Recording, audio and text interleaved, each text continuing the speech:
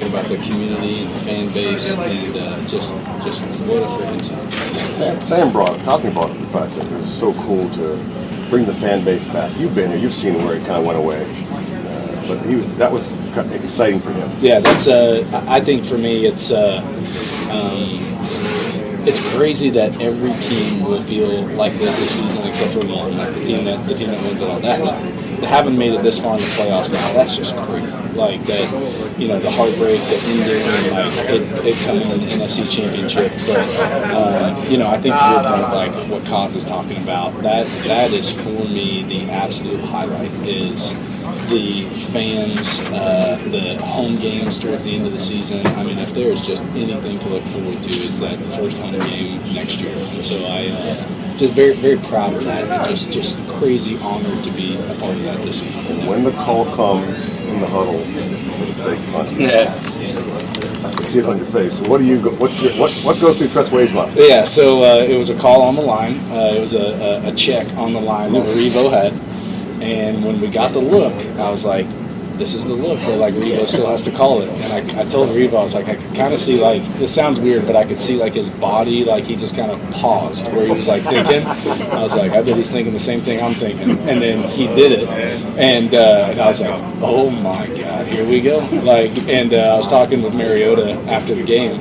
And he was just like, T-Way, man, just dropped the dime right there in between two guys. And I go, I didn't even see the second guy. So that's a good thing. So I saw one guy chasing Ben. I was like, ooh, I just need to lead him a little bit. I had no idea there was somebody else out there. I knew they were out there somewhere, but I didn't know they were that close. And that's a cool one, especially my little man Bo. He's 6. And he's like, Dad, I saw you throw a pass. I was like, I sure as heck did, dude. That was crazy. But yeah, it was a fun point in the game to try and get some momentum going back, and it was really cool to have that memory for sure. You've been here a long time. You've seen a lot of people come and go. In your mind, what worked about this year? How did this team gel? And how excited are you just going forward, knowing there's going to probably be a lot of new faces coming in next year, and coming into this culture? Just kind of curious about your evaluation of what worked this year. Yeah, that's a good question. I think everybody would kind of have a different answer. I think to the point of saying like, hey, what worked was the identity of just humble competitors, and that is from our owner down. That is you're lucky to have a conversation with AP and him not give you like a little bro hug or ask how the family's doing. DQ, I had more conversations about me and my family than I did punting with DQ all year. And so it's just, you have that mixed with you are absolutely expected to go out and cut it loose on game day. And that is just a fun balance to play for.